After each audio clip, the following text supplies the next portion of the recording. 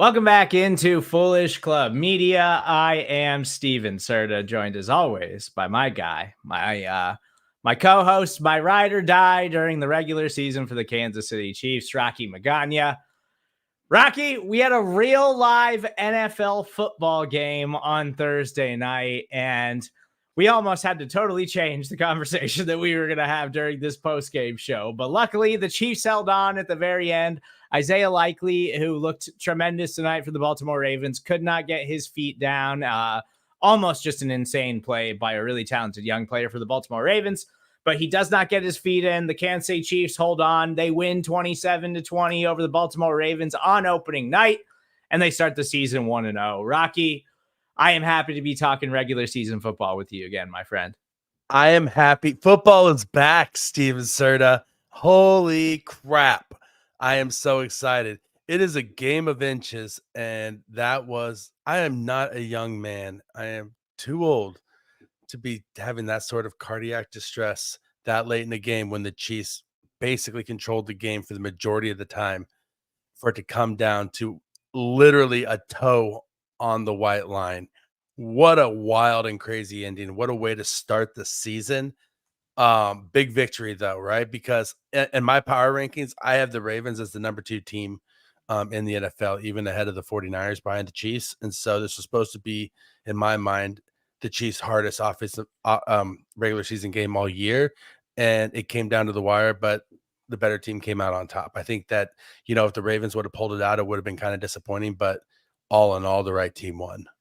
So I want to get into everything, and we obviously have lots of thoughts from the Chiefs kicking off the NFL regular season tonight, again with the 27-20 win over the Baltimore Ravens. And it wasn't the prettiest of wins, but it was a lot smoother than anything that we saw from the Chiefs offense at any point last season, Rocky. And so I still think, even though there's lots of things we could nitpick and gripe about from this performance by the Kansas City Chiefs, there's still plenty of things that are positive takeaways for me and things that I am very excited about for this season that I think will only get better as the Chiefs continue to build on them, as some of these young players continue to get more experience with Xavier Worthy, who had an incredible NFL regular season debut, or Kingsley Suamataia, who had an up and down performance against the Baltimore Ravens. But I think that if we want to talk about that a little bit later,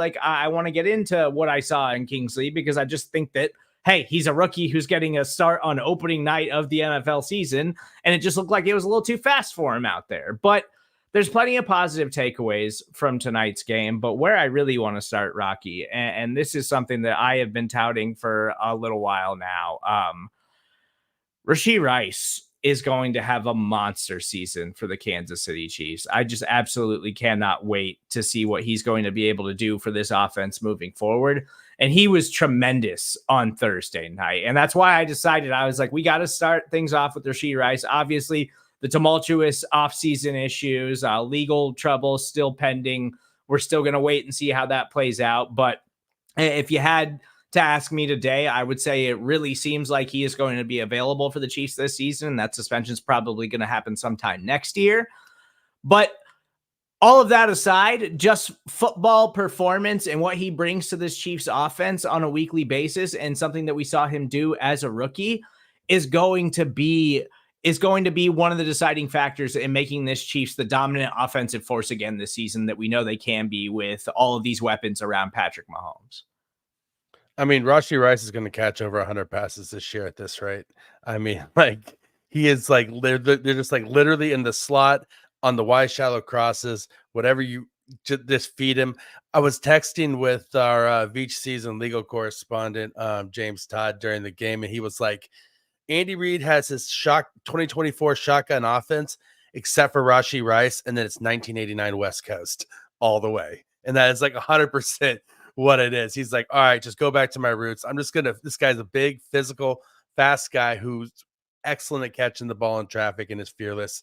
I'm literally just going to hit him on these little 8-yard option routes and just let him hit him in stride and just let him run. It honestly also looks a lot like the way that the Colts used to use Marvin Harrison back in the day, right? Hitting him in stride on an option route like that and then just letting him get the yards after the catch. He is literally probably like, it's crazy because you talk about the Chiefs' most dangerous offensive weapon today. You talk about Xavier Worthy had 2 huge, massive plays. But I could almost argue that Rashee Rice was more important to the offense today because he kept the chains moving, because he was so clutch in so many situations. Yeah, I totally agree because I don't think that on opening night where it was a little sloppy and it wasn't the cleanest of performances offensively, it still looked easier for the Kansas City Chiefs tonight than it did at any point last season on the offensive side of the ball. And it's just because they have multiple answers now, whether it's Worthy going deep, and we'll get into him plenty, I promise. But Rashee Rice is now the easy button for Patrick Mahomes. And then, oh, by the way, when you want to get Travis Kelce into the mix, I'm sure he's going to have some monster performances here in the near future. But they didn't really need him to do that tonight because the game plan was obviously feed Rashee Rice, exploit those matchups over the middle of the field, and try to win your matchups downfield with Worthy and get some things open and try to confuse the Baltimore Ravens secondary. So it's going to open things up for Rashee Rice over the middle and in the underneath stuff. And I saw a lot of people making the Amon-Ra St. Brown comparisons for Rashee Rice tonight. And I think it's not too far off from how the 49ers use Deebo Samuel. Like, I don't think Rashee Rice is as explosive as Deebo Samuel, and he certainly doesn't have like the rushing attempts that Deebo does.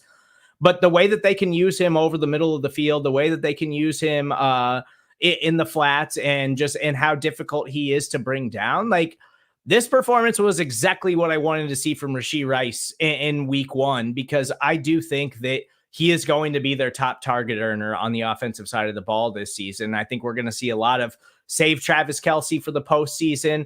He'll turn it on there. We don't really care about regular season stats for Travis Kelce anymore. And I don't think Travis Kelce cares that much about regular season stats anymore. He's trying to win more rings before he decides to hang this thing up. And so I, all offseason, have been like, Rashee Rice is the guy that seems like he should get the most targets in this offense. And I think they absolutely want to feed him in a way that they just wouldn't do when he was a rookie. And we saw that manifest in week 1 tonight. And I think it's going to keep up on a weekly basis. Oh, it's 100% going to keep up on a weekly basis. I mean, Roquan Smith might think that the key to stopping the Chiefs offense is stopping the run game, but the key to stopping the Chiefs offense at this point is stopping Rashee Rice, right? And then limiting the big plays. I think we saw that today. And it's great. What was crazy about all of this today is, like, yeah, they didn't need a big game out of Travis Kelce because they had more than enough, firepower and juice with Rashee Rice and with Xavier Worthy. We're still getting Hollywood Brown back at some point, who might be the best receiver on this team when he's healthy.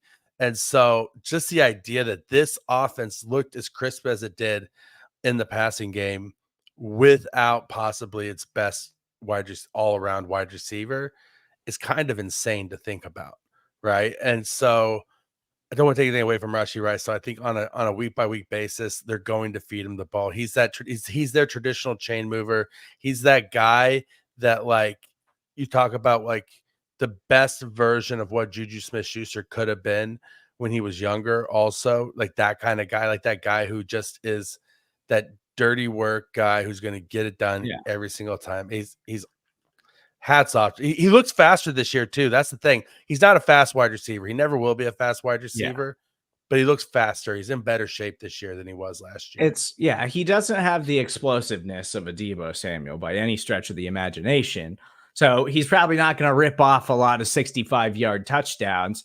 But what he can do is exactly what he did tonight, is get the ball in space over the middle of the field, and then he'll rumble for another 15 yards because he's really hard to bring down. And he is just going to be a target earner all season that way. And eventually the touchdowns are going to come. But he leads the Chiefs tonight on a night where Patrick Mahomes only attempts 28 passes. Seemed like it was a lot more than that, honestly. But Rashee Rice has 9 targets.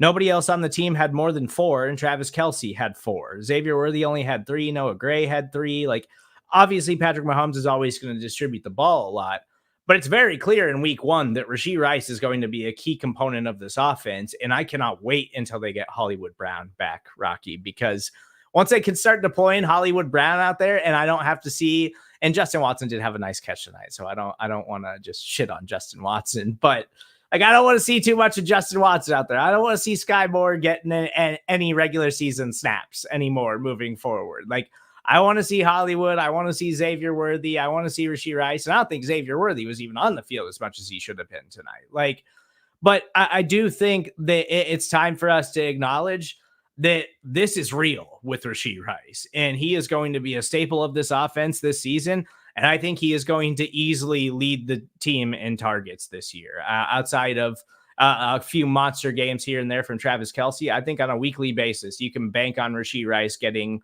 something like 20 to 25% of the Chiefs targets. Oh, 100%. I think that I wasn't joking when I said I think he's going to have 100 receptions this year. I mean, he's going to get 12 to 13 targets a game, I think, at this point. And if he's averaging, you do the math on that, right? Like he's like, if he has 100 catches at, I don't know, 12 yards a catch, he's going to have a monster season.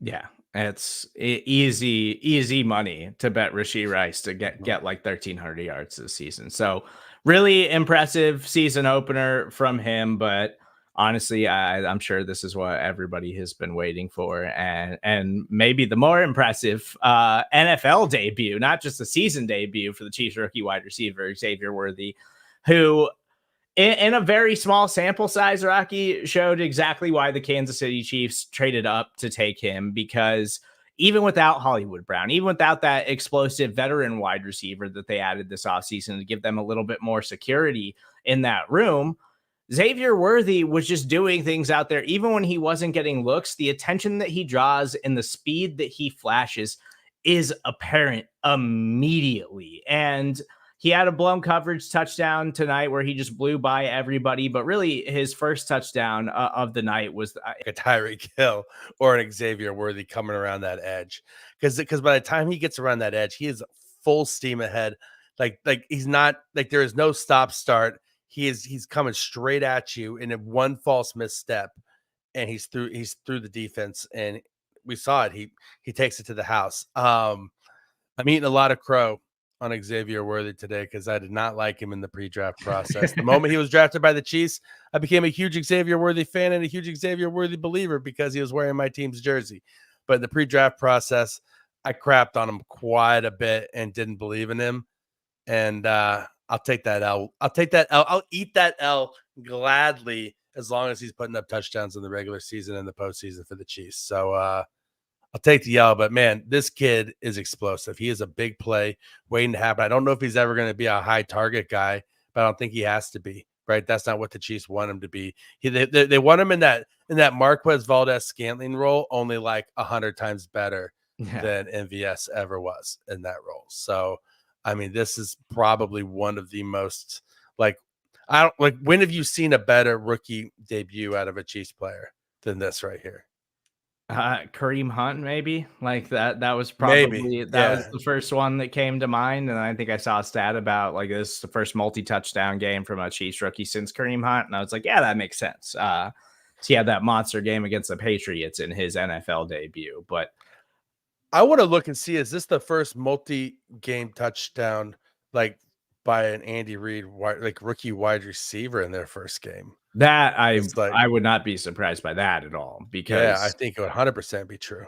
And I think that's something that stood out in the preseason and from our guy Elliot on YouTube. Hollywood could be the number 3 when he gets back, which is nuts. Like, yeah, that's exactly what we're talking about. Like, there's this Chiefs offense, this going into this season just has elements that they have not had in several years. And even, when you want to talk about Tyreek Hill and total prime Travis Kelce, they really didn't have the depth that they had. You have to go all the way back to the Sammy Watkins days. And even then it's like, you're hoping to get like 9 games out of Sammy Watkins and then just keep him healthy for the postseason, which is basically what the Chiefs did with him the last couple of seasons. But even that version of the Chiefs still didn't really have any depth past that. But the depth that they have now is insane. And that's what's crazy, is that a player as talented as Hollywood Brown could come in and be a total game changer for this team. But then you factor in Worthy, you factor in the expectations for Rice moving forward. And then whenever Patrick Mahomes is in a jam, he can just go find the first ballot Hall of Fame tight end, Travis Kelce. And Isaiah Pacheco looked pretty damn good tonight, too. Like, there's just more elements of this offense that they haven't had in a really long time. And that's what's got to be the most exciting about all of this. And, you talk about Xavier Worthy and like, maybe he's not going to be a high target getter. Like, I do think it was really impressive how the Chiefs treated him in the preseason. Especially after the Hollywood Brown injury, they were like, hey, man, we're going to need you more than we expected early in the season. So you're getting treated like you are a bona fide starter. And he didn't play like every single offensive snap tonight or anything like that. It didn't get a ton of targets, but made the most with the looks that he got. And that's all they need, because that's what they were hoping they were getting when they drafted like McCole Hardman or something like that. When they brought in MVS, like, oh, maybe there's something more there that they couldn't get out of him in Green Bay. And we learned pretty quickly that like he just was exactly who he is. The potential of this Chiefs offense, I think, is something that we haven't actually seen before. And we've seen a record-setting offense in the Mahomes era already. Oh, 100%, without a doubt. And it's crazy to think about with this offense because, like, obviously Juju had that drop on the goal line and maybe he looked a step slower and he's not the player he used to be and all these things. But we're also talking about Juju Smith-Schuster being the number 6 receiving option in this offense when you consider Travis Kelce, maybe even the number 7 if you put Noah Gray ahead of him, right? Like we're not like we're talking about depth here, like the depth that the Chiefs haven't had before. Even when they had Sammy Watkins was at times by the end of it was more like Juju is now than Sammy was the first touchdown, the first Super Bowl run that we went on. And so the fact that we have that depth, that we're not relying on a Demarcus Robinson or a Byron Pringle to play meaningful snaps in the game, to be a starting wide receiver at times in the season is a big deal for Patrick Mahomes, because he's never had he's never had this many quality targets to throw to spread the ball around in his entire career. I think my favorite part of Worthy's game, and people dive into the tape and be like, what happens when he gets pressed at the line of scrimmage? Well, like, that's the point of having different body types in your offense. That's the point of having different speed types in your offense, because that's when Rashee Rice wins, when Xavier Worthy gets pressed to the line of scrimmage. But then Andy Reid's going to scheme things open, or he's going to get Xavier Worthy moving in motion. And you can do all of that stuff with Hollywood Brown, too, who is also a very explosive player and I think a really underrated wide receiver. So we haven't even seen the best version of the Chiefs offense yet. It's only week 1. Hollywood Brown, there's a chance he could be available next week. I'm tending to think it's more like week 3 or week 4 before we see him. But like, it seems like he's going to be back sooner rather than later. And then I think we'll have a better idea of like what this offense can be consistently, because they did have some red zone issues tonight. And thinking back to last season, it's like having to settle for field goals because you were just like, we cannot move the football. It was never as bad as that tonight. Like, it was definitely easier. It was dramatically better. It was much more fun to watch, but there's still things to clean up. There's still things that they have to work out. And compared to last season, where I was just like, it's over, there's no working this out, they don't have the bodies to do it. After week 1, you feel pretty confident. Oh no, they'll get it figured out, and they'll be a top 3 offense in the NFL again, because there's just too much talent on this team for that not to happen. And I want to talk about, excuse me, I want to talk about Kingsley Suamataia real quick, Rocky, because I saw a lot being made about like, he struggled tonight in his first NFL start as Patrick Mahomes left tackle. And he struggled going against what was rated by everyone who does any kind of analytic charting and research last season. The Ravens were rated as the number 1 defense in the NFL, and they brought a lot of those guys back on that side of the ball, and they're still extremely, extremely talented over there.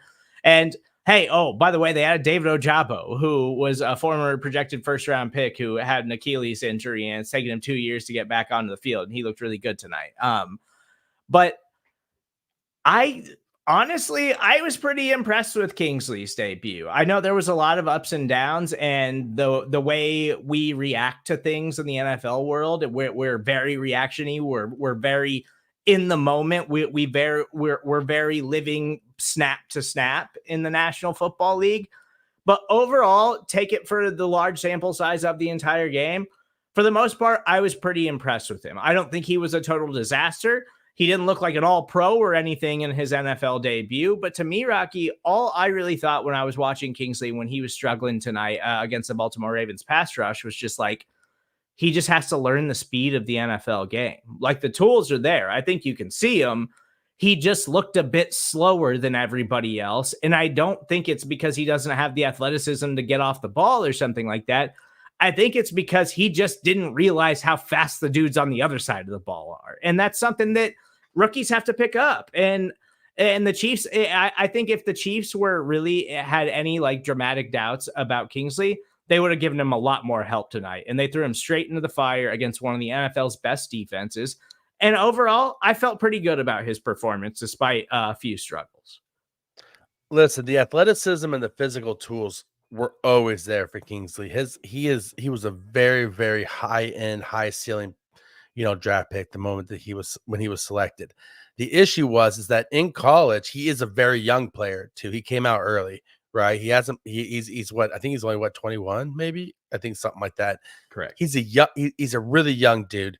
And he was so raw last year in college. Even just looking at his tape tonight versus where he was at BYU, his hand placement, his footwork, not getting out over his skis, staying in a good stance.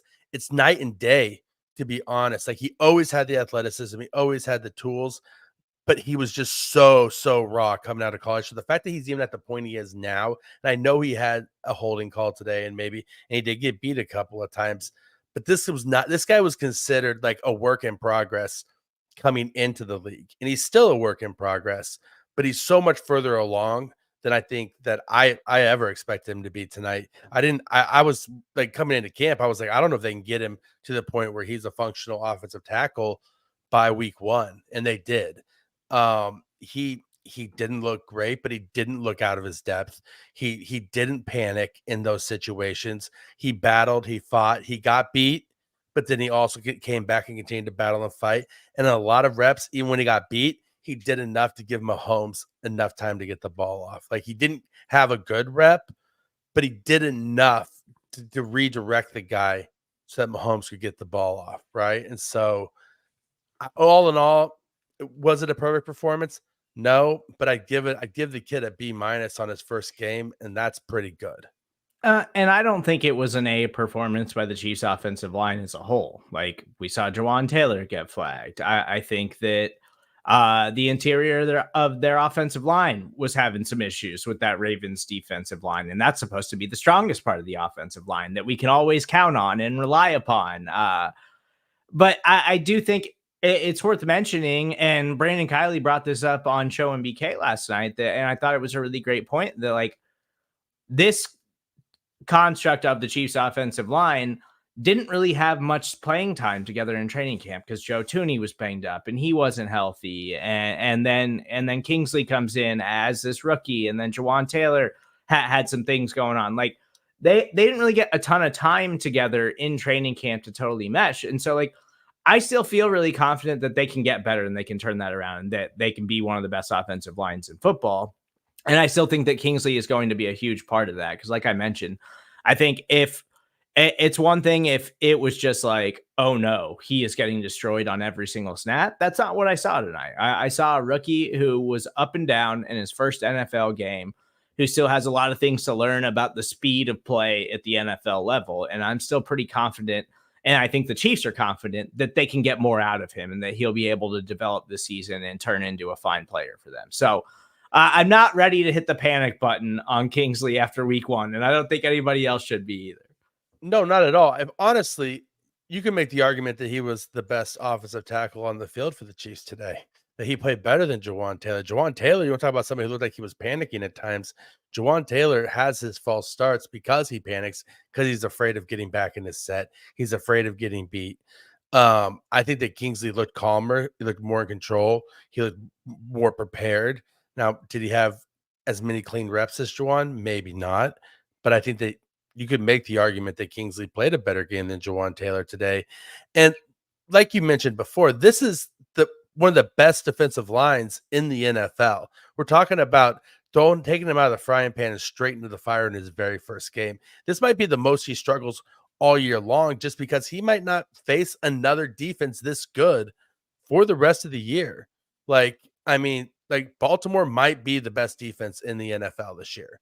And if that's the case, then just by playing easier teams, he's going to look better because he had his hardest test day one. Yeah, and he is not going to have this type of test in week 2 against the Cincinnati Bengals. I know everybody thinks the Bengals are back and they're Super Bowl contenders and everything. I still think they're going to be a fine football team. But there's a case to be made that the Cincinnati Bengals might have one of the worst defensive lines in all of the NFL this season. So that's something to watch when you're keeping tabs on Kingsley in week number 2.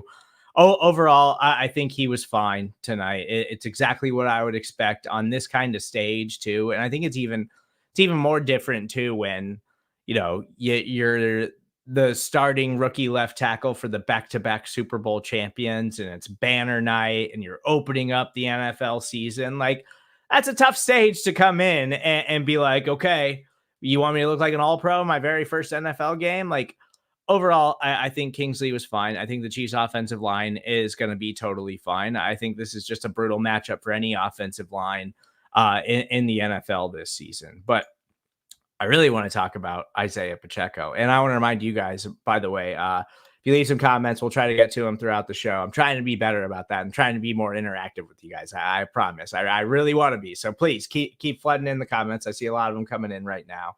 But Rocky, Isaiah Pacheco, and a lot has been made over the last couple of weeks after the Chiefs signed Samaje Perine, who did get a few snaps tonight, but wasn't super involved. And I don't think anybody should have expected Samaje Perine to play a significant amount after the quick turnaround from signing with the Chiefs. But Isaiah Pacheco didn't have a monster game, but Isaiah Pacheco did, I think, exactly what we expect Isaiah Pacheco to do. And that's run really hard, pick up tough yardage, had an impressive touchdown. He looked explosive in the passing game. And I know there's a lot being made about Samaje Perine's role, and that's what he excels at. So he's going to totally take that away from Isaiah Pacheco again. But I really don't think that's the case. I still think that Isaiah Pacheco is the clear RB1 for the Kansas City Chiefs offense. I thought he had a nice game against the Baltimore Ravens. And I said it last night on Show MBK. I was like, if you're expecting this to be a huge Pacheco game, I think you're going to be disappointed because the Baltimore Ravens had the best run defense in the NFL last season. And they're going to be really good again this season. So I'm not going to read too much into his yards per carry tonight. I think he was running hard. I saw him create a couple of explosive plays in the passing game. He did drop that, what would have been a touchdown from Patrick Mahomes. Tough play to make for any running back, I think. But overall, Isaiah Pacheco proved that he is the top running back on this team. And I don't think you should be all that worried about Samaje Perine. Isaiah Pacheco is a key component of the Chiefs offense this season. Listen, I think he looked great on offense. I mean, like I said, this might be the best defense in the NFL. And they were keying in the running game, obviously, because Roquan Smith said stopping the run was the key to beating the Chiefs, this week. And so, like, should he have caught that pass? Sure. Should have Mahomes thrown it a little softer and not, like, rocketed it in there with everything he had? Yes. Also, he should have done that. It was a difficult catch to make, but you are an NFL player. It's just one of those things. But I think Pacheco looked fine. That touchdown run was super impressive.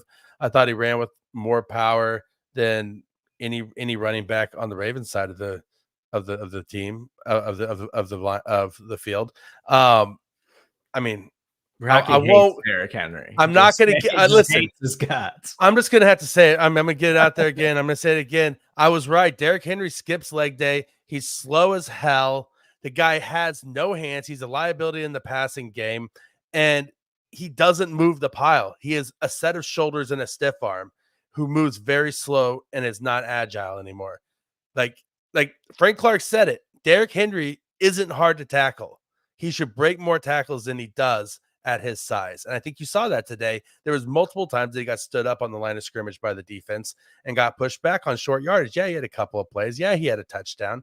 But, like, seriously, for all the accolades, and as much as Chris Collinsworth was on his jock tonight, Derrick Henry is not that good. I said it on Beach Season this week. I'll say it again. There's 20 running backs in the NFL that I would take over Derrick Henry. Isaiah Pacheco is one of them. Justice Hill looked like 3 times the running back Derrick Henry did tonight. And that's just a fact. Yeah. Anyway, I back think to Isaiah Pacheco, best running back of the game tonight. I think the Ravens are really looking forward to getting back Keaton Mitchell later on this season. But Yeah. I think Pacheco was good tonight. I think the Chiefs running game was fine. We saw P. Ryan get in there, and P. Ryan had another one where Mahomes kind of floated the ball in front of him. And if he hits him in stride, there was absolutely nobody in front of him, and he would have walked into the end zone for a touchdown. Carson Steele was in the mix a little bit tonight, but overall, I think you got to be really happy with Isaiah Pacheco's performance in this thing. And I'm still not all that worried about Samaje Perine. No, I think that Samaje Perine, I mean, honest to God, he looked pretty good in the passing game. And yeah, he's like, you got to think about it. He's been with the team for a week.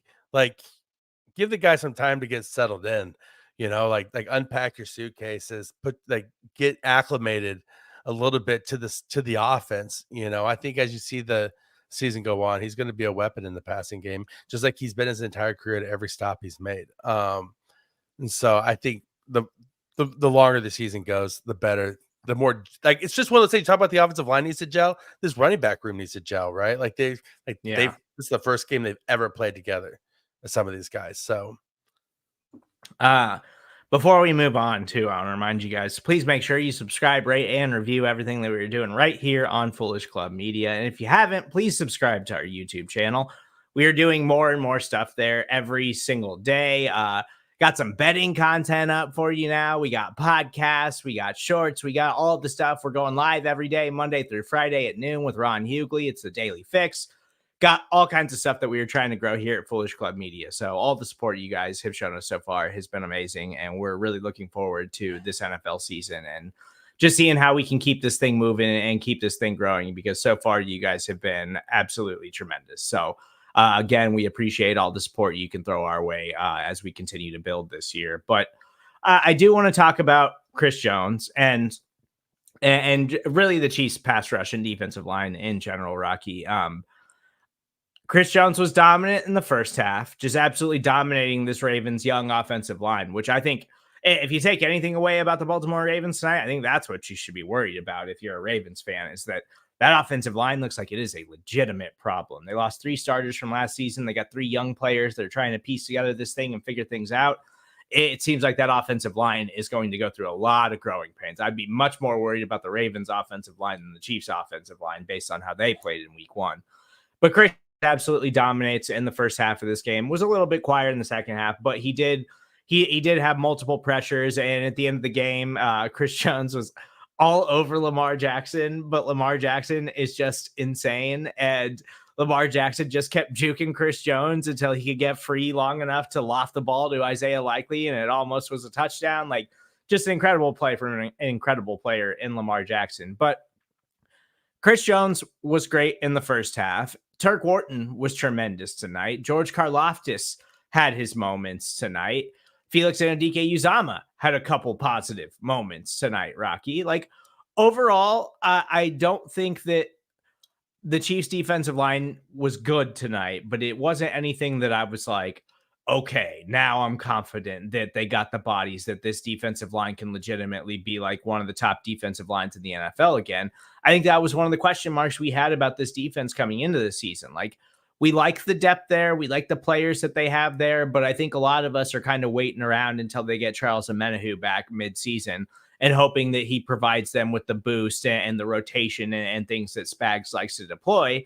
And also, if you're going to take things away from tonight, I think you should, instead of just being like, oh, the Chiefs defensive line looked tremendous, I think you should factor in that I think the Ravens offensive line is legitimately that bad. Like, when they go up against better offensive lines, I'm still a little weary about the Chiefs pass rush overall this season. Well, so here's what I think happened with the Chiefs defensive line today. Like, obviously they were dominant in the first half.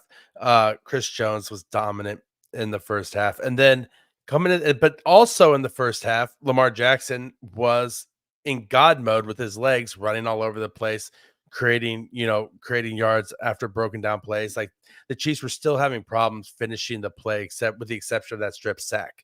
So I think that going into the second half, Steve Spagnuolo looked at it and said, listen, Lamar Jackson's averaging 1 yard per pass attempt today, right? Like, okay, we don't need to send 5 guys after him. We're going to rush 3. We're going to rush 4. So next thing you have, Chris Jones is getting double teamed, triple teamed on every single play. So maybe he's not putting up the same flashy numbers as he did in the first half. They're not sending the same number of people. But what Spagnuolo was saying was, I'm going to make you run the ball 15 times, Lamar Jackson, before you score a touchdown.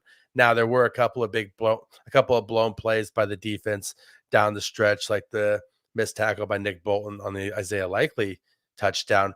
But in general, the philosophy worked just good enough down to a line on the a foot on the line in the end zone in the end. But I think that was Spagnuolo's whole approach there in the second half was like, listen, I'm going to make Lamar beat me with his arm. We're going to give him the space to run, and he's going to be able to get 6 yards at a time. And they have no timeouts. So I'm going to let them sit there and eat the clock and just have the clock be their own worst enemy this entire second half. And then if the offense can do enough, then we're going to be in a good position at the end of the game. Yeah. And it did feel like they were playing a lot safer in the second half. Cause I think in the first half too, I noticed like at that drive right before halftime, the Chiefs defense looked totally out of gas. And a lot of that was these long drives from the Ravens where they're not even attempting to throw the football downfield. It was just all checks downs. And it was Lamar run, Derrick Henry, 3-yard gain, and then check down to Zay Flowers, just like over and over and over again, all first half. And it felt like it was just the Ravens' way of just trying to wear the Chiefs defense down. And then they looked totally exhausted right before halftime. And so I think some of that had to do with that. It had to do with them being exhausted from the first half and exactly what you said with Spags just being like, we're up, let's play back a little bit. And then they stop spying Lamar Jackson, so he starts ripping off some long runs, and then immediately they put Leo on Lamar Jackson. And I think Leo Chanel, and I want to talk about Nick Bolton and the linebacker group overall, but I was really impressed with Leo for the most part tonight, but we can get into those guys here in a minute. But overall, Chris Jones is going to do what Chris Jones does. He still looks like his total dominant self, and so we know we don't have to worry about him. It's just, can George Karlaftis take another step? Can you get more out of him? Can FAU just look like he belongs on a regular season NFL football field? Can you get 3 sacks out of Felix and DK Uzama this season? And Mike Dana is obviously going to be in the mix and have his moments. Turk Wharton was tremendous, and I think the Chiefs should feel really good about that because Turk Wharton, guy coming back from a serious injury, a undrafted player that has been on the team for several years now, that the Chiefs have always talked about. They love his work ethic and what he brings to the table. And he's shown flashes in small samples. Seeing that from Turk Wharton tonight should make you feel really good because the interior of that defensive line was one of our biggest question marks coming into the season. Oh, without a doubt. And I think part of what happened tonight too is that, I mean, Lamar Jackson, honest to God, as a runner, like he's like say what you want about him as a thrower. He missed some throws today, and I think that was ultimately part of what hurt the Ravens. I think that the Chiefs know that is that Lamar Jackson's only a decent thrower. He's not a great thrower, but he's an elite athlete. And I think that part of that is that the Chiefs edge rushers are built predominantly on power. Like George Karlaftis isn't winning any foot races out there, right? Like their best pass rusher is an interior defensive lineman. Chris Jones is very athletic and very fast for an interior defensive lineman, but not for a football player on the whole, right? And so I think one of the things that hurts the Chiefs a little bit when they play a guy like Lamar Jackson, which he's one of one, so they're not going to play really another guy like Lamar Jackson for the rest of the year, is that they don't have that smaller, bendier outside speed rusher, right? That guy who is actually fast enough to chase down Lamar Jackson. For the Chiefs bringing down Lamar Jackson, which is why I think Spagnuolo played more conservative in the second half, is like for the Chiefs, bringing down Lamar Jackson is like hurting 12 cats at once. And you just have to just slowly close in around him until they have nowhere else to go. And then you all just jump on him at once and like hold it. Right. And so I think that he's not a great matchup for the Chiefs pass rush. but I don't think he's a great matchup for a lot of pass rushes in the NFL. Like that's why he makes as much money as he has. That's why he's a 2-time MVP winner, right? Because like he makes his living on being a pain in the ass to bring down and getting yards when the play breaks down. And so, I mean, I'm not too concerned. I'm not concerned about the Chiefs pass rush in that sense. It's just he's a tough matchup. Yeah. How often have we seen them struggle with mobile quarterbacks? How often have we seen them struggle with Josh Allen, who is an extremely mobile quarterback, but in a totally different way than Lamar Jackson is? Like, it's not anything new. I'm not worried about the Chiefs defense overall. And really, Rocky, I was really impressed with the Chiefs defense. Like, the worries that I had popped up tonight, but one of the things that I was fully confident on this season was Trent McDuffie and him moving to the outside and proving that he can be the Chiefs lockdown corner from there. And I think what was most impressive about McDuffie tonight too was that like they were still moving McDuffie around a little bit. Like he wasn't just strictly outside, even though he was playing outside. And he got burned early in the game by Zay Flowers, but then after that, he was just tremendous the entire rest of the game. Like he looked like the superstar cornerback that we believe that he can be. And really, for the most part, when it comes to the Chiefs secondary, I was impressed with everything they did tonight. And it winds up being close when you look at the box score at the end because the offense just simply couldn't put it away. And there was just too many mistakes on that side of the ball to where it got a little closer than we wanted it to at the end of the night. But overall, I think we should feel really good about this Chiefs defense. It's not going to be last year's defense. That's the greatest defense that we've ever seen in Chiefs history. And you're not going to be able to replicate that year over year. But I still feel totally confident that this could be like one of the 12 best defenses in football this season. Oh, 100%. This could be one of the 12 best defenses in football this season. And you're right, Trent McDuffie, he is this complete stud. He has that same, like obviously him and L'Jarius Sneed are different players. L'Jarius Sneed's a little bit bigger, but he brings that same physicality to the game that Sneed brought. Um, I I feel confident putting him on any wide receiver in the NFL, and then he's going to hold his own. He's going to lock the guy down. I think the places where I was especially surprised and impressed was with some of the other defensive backs, right? Like Chamari Connor, you mentioned him earlier, had a hell of a game.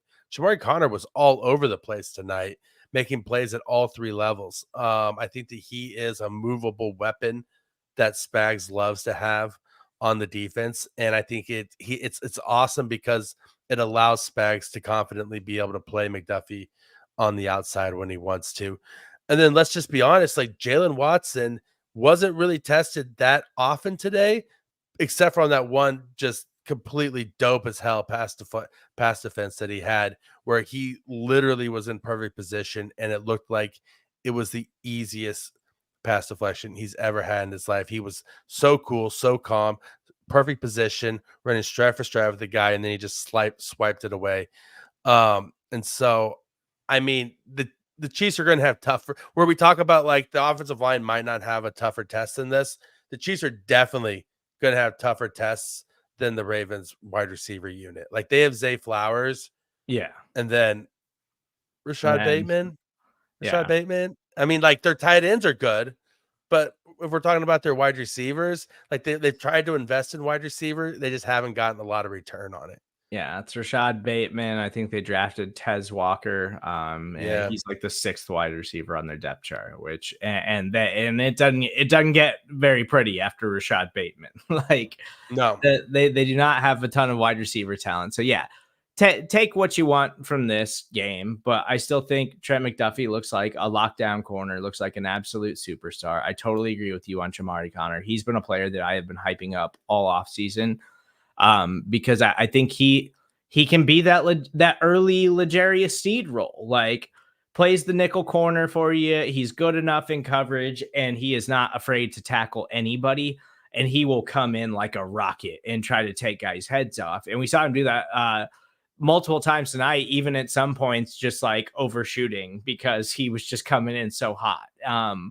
But really excited about him and his potential this season. And I keep it's something I kept bringing up all offseason too when it came to the Chiefs second cornerback and L'Jarius Sneed being gone. I was like, I just feel like everybody's underestimating what we've seen from Jalen Watson and Joshua Williams because they had Trent McDuffie and L'Jarius Sneed, and so they got all of the attention. But Joshua Williams and Jalen Watson have both had great moments for the Chiefs. They're all from the same draft class, these three corners.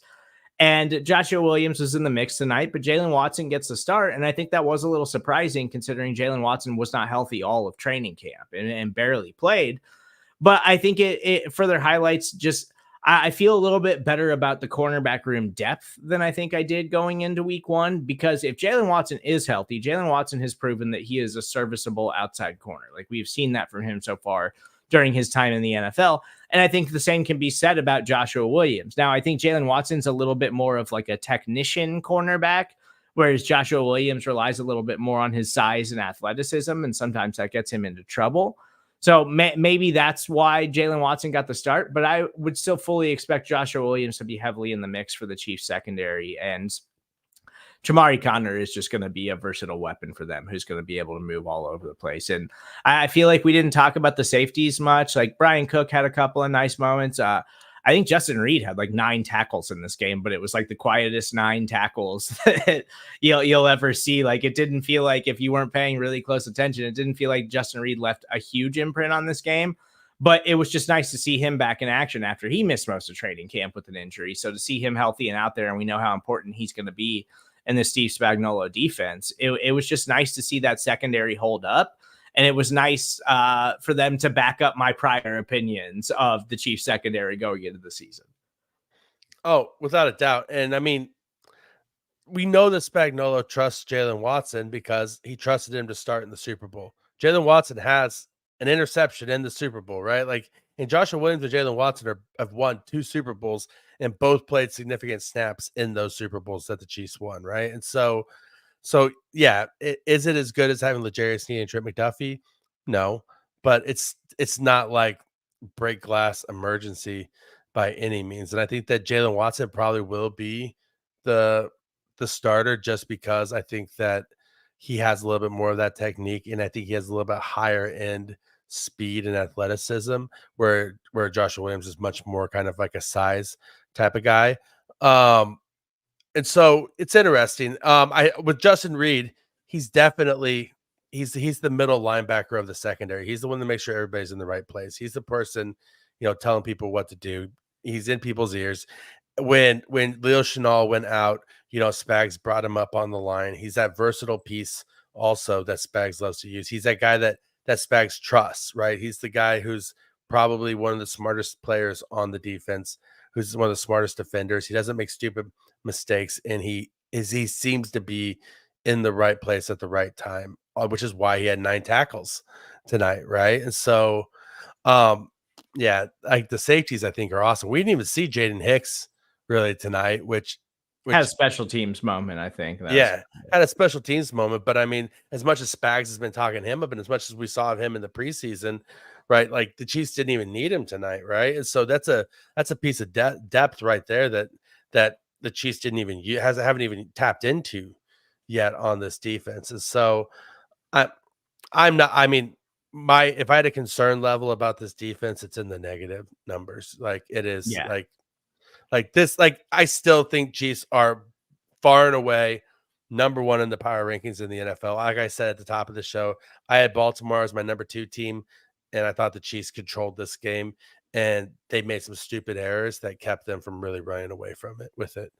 And that's also not out of the ordinary for this Chiefs team. No, not at all. Times do we see them do this over the years? Like this is what we should expect from them. That Patrick Mahomes interception, that Patrick Mahomes interception might be the worst pass you see him throw in his entire career. For the rest of his career, like from here on out, right? Like he just doesn't make that throw. It's real quick. I want to talk about the linebackers, but it is worth mentioning that Patrick Mahomes becomes Chiefs all-time leading passer tonight. He did it. It was actually an impressive play when he actually achieved the landmark. It was the rollout pass to Travis Kelce. It was Kelce's first big play of the game. So it was actually like a highlight reel pass for him to become the Chiefs all-time leading passer. So does that in his first start of his 8th season in the NFL. Just pretty impressive stat for him to be able to take that over. But I just wanted to slide that in before we got into the linebackers, and I absolutely crushed them because this has been the biggest red flag of this Chiefs defense all offseason. And I think this has been the biggest red flag of this Chiefs team in total this offseason has been this linebacker room, which was so amazing last year, where Nick Bolton can go down, but then you have Leo and you have Drew Tranquil and you have Willie Gay and you have all this versatility and depth in that room. They simply don't have that this season. They've got Leo, they've got Nick Bolton, they've got Drew Tranquil. If one of those guys goes down, it gets real worrisome real quick. And what you can't have is a lack of athleticism in your linebacker room that limits the coverage ability that you're going to have to ask for from your linebackers, because as we saw happen multiple times tonight with Nick Bolton, who has never been known as a particularly good coverage linebacker, he just struggles with that facet of his game. We've seen glimpses of him be able to do it at a competent level in the past, and I still think that Nick Bolton's a good player. I'm not going to sit here and say that Nick Bolton, like, it's over for Nick Bolton or whatever. Like, this is a contract year for him. I expect that we're going to see much better games out of Nick Bolton, but he gets beat on the Isaiah Likely touchdown, had a couple other rough moments in coverage tonight. Drew Tranquil had an okay game, and then I think Leo was really good in his spy role around the line of scrimmage, but that's kind of the problem with Leo's game. You can't trust him outside of the box. Like, he's got to be up around the line of scrimmage making plays. And I was impressed with that part of his game, but it is a legitimate worry when you talk about a team like the Cincinnati Bengals. Like, they've got a really explosive young running back in Chase Brown who could catch passes out of the backfield. You don't want any of your linebackers matched up with a wide receiver or something like that, because I don't feel confident that any of them can cover outside of Drew Tranquil. Like, there's just a lot of red flags in the linebacker room that I feel like the Chiefs are going to have to do a lot with that safety group to try to compensate for some of the lack of athleticism in that room. Oh, 100%. Yeah, I'm not going to like sit here and crap on Nick Bolton as a player, but he played horrible tonight. Like, this was a game that he's going to want to forget. In the run game, he was almost non-existent. Like, you didn't even hear his name called in the first half period. And then that was an oof coverage on Isaiah Likely. You turn your back to the quarterback, and then you get Isaiah Likely does a little step back, and you're just left gasping with your arms flailing, just missing the tackle and then giving up the touchdown. The Chiefs need another coverage linebacker. Like, that's what it is that Nick Bolton should be playing that traditional near the line of scrimmage middle linebacker role. And Drew Tranquil should be an off-ball coverage linebacker, and Leo Chenal should be playing the situational, add pressure, blitz, rush, get your hands up, the stuff that we see him do, play sideline to sideline laterally, but not out in coverage. The Chiefs they need another coverage guy for passing situations. They miss Willie Gay's athleticism out there in those situations bad tonight, and so they need to. At the point where, like, is it going to sink their season? I don't think so. But if I was Brett Veach, I'd be out looking on see who got cut last week or who's still available in free agency that we could, or a possible trade situation, to bring a guy in. And so I don't want to totally crap on Nick Bolton, because I do think that Nick Bolton has been a much better player than people acknowledge most of the time during his Chiefs career. I don't think that he's a top 5 linebacker in the NFL or anything like that. And I don't think the Chiefs should pay him that way, but maybe he can prove me wrong this season. I don't know. We'll find out. But that's always been a deficiency in his game. And they do desperately need some athleticism at the linebacker position. Now, not working in their favor, this is a very bad linebacker draft class. And then I was kind of hoping that they would go out and try to add a cheap, cost-effective veteran just to add some depth.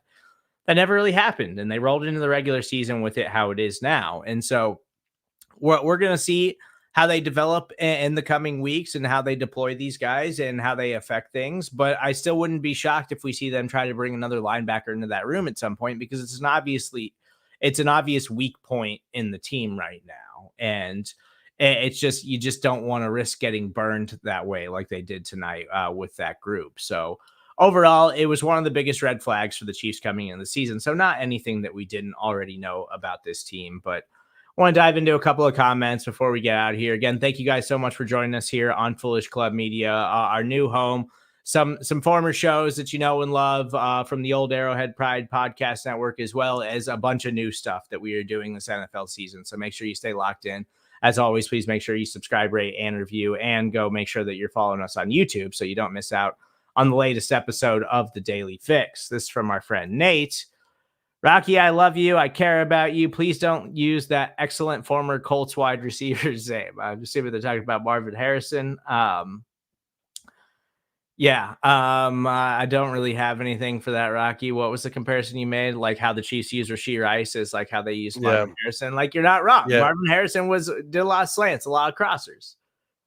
They also use Reggie Wayne that way as well. So I could make the comparison of him to Reggie Wayne too. So I'm not sure what Ron Hughley is talking about. Herding cats. Oh, when I said that, when I said that that containing Lamar Jackson is like herding cats, herding 12 cats at once. Was that when I was like choking? And that's when you were choking, and you were. Okay. I was afraid that I didn't know if I was going to have to call like 911 to come and rescue you because you're going to like blue face pass out like on camera in front of everybody. Hey, we're pushing 57 minutes here on the postgame show. It's been a while since I've had to talk Chiefs football for this long without any kind of break on a live show. So still getting into regular season form, just like the Kansas City Chiefs are. But again, thank you guys. Kansas City Chiefs take down the Baltimore Ravens week 1 of the NFL season, 27-20. Week 2, they got another tough matchup against the Cincinnati Bengals. So make sure you stay locked into Foolish Club Media. Still got a couple other things coming out on the podcast feed this week, so be out on the lookout for that. As always, please make sure you subscribe, rate, and review. Follow Rocky on Twitter at Rocky Magaña. I'm Steven Serda. That's where you can find me. We will talk to you guys again in the coming days as we prepare for their next matchup against the Cincinnati Bengals.